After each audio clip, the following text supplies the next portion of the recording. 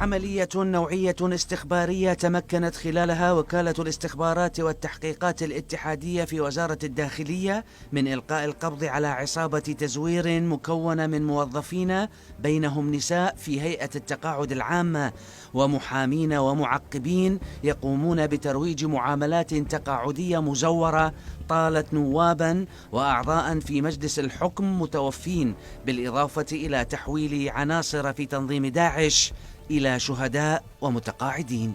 هم أصلا يعني سيدي دواعش، فشي يسوون سيدي؟ يسووهم انه هذول الاشخاص من العمليات الارهابيه مصابين وعندهم نسبه عجز، يسوون لهم اوراق تحقيقيه سيدي، ويحيلوهم لجان طبيه، ويسوون لهم رواتب مال ضحايا ارهاب. هاي الهويه الشخص متوفي عضو سابق بمجلس النواب،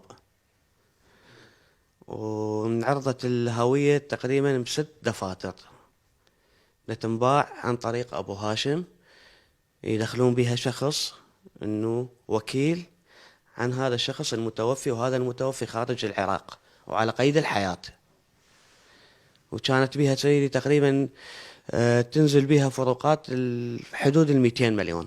العصابة المكونة من 29 متهما تعد الأكثر احترافية في مجال تزوير معاملات التقاعد نتيجة عملها منذ عام 2003، حيث تمكنت من إنجاز معاملات بالآلاف لغير المستحقين وفق اعترافات عناصرها، بالإضافة إلى عملها على سحب قروض مصرفية بوثائق مزورة ما كلف الدولة مبالغ طائلة. أي شخص عندك عمره فوق 45 سنة أو 46 سنة ما عنده راتب تقاعدي، أخليه على ملاك الوزارة اللي أداوم بيها، وأحيله على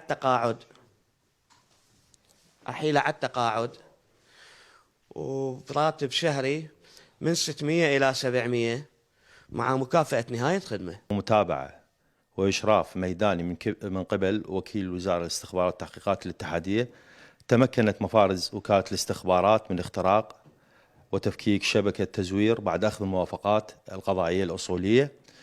وفي هيئة التقاعد العامة تم القبض على 29 متهم من الموظفين ومعقبين، وأثمرت عن توفير ما يقارب 30 مليار شهريا لميزانية الدولة. انتزاع دائرة التقاعد